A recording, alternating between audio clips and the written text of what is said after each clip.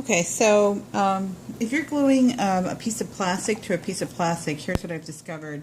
If you use the tacky glue, it leaves a residue. So I'm switching over to Duco cement. It's specifically it's a household glue. Basically the way it works is it specifically says it's for use on non-porous surface.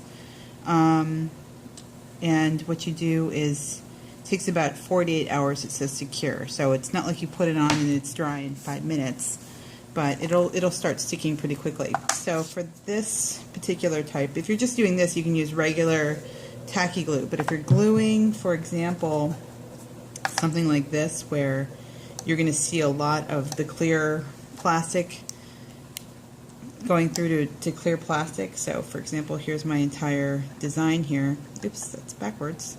You're going to want to use the Duco cement. Simple. And there we are. No. This is harder for me to figure out than it looks. And there we go. Okay. So I'm going to put it on this way. Alright, so here's how this works. Just take the cement. Be careful when you open it. Sometimes it comes out. Have some kind of piece of paper underneath the base as you're working so you can see what it is that you're actually doing. Sorry, my camera is slipping here. And I want to make sure you guys can see this. And what you're going to do is take this and grab the Duco. Make sure this is completely clean, because if you have, something there, the residue is going to show up.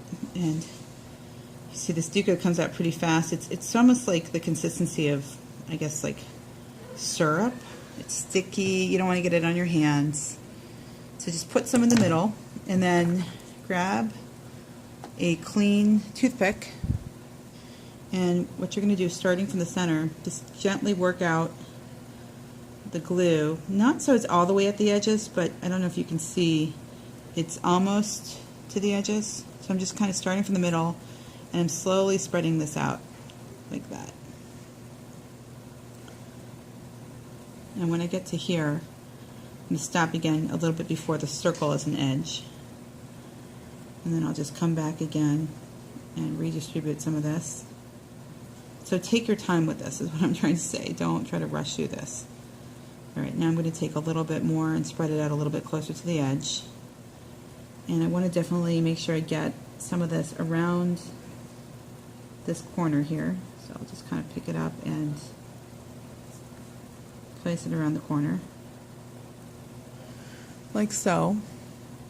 And once I'm all done with that,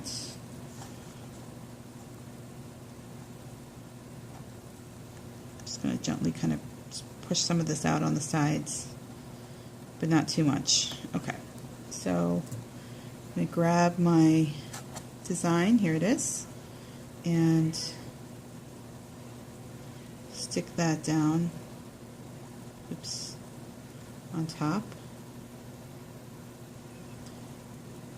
And just going to kind of clamp it in place. And what I'm noticing is when I do that, there's a little bit of glue that comes out of the sides. So as I'm going, get a slightly damp paper towel, and I'm just going to kind of wipe up anything that just wants to sneak out of those sides all the way around.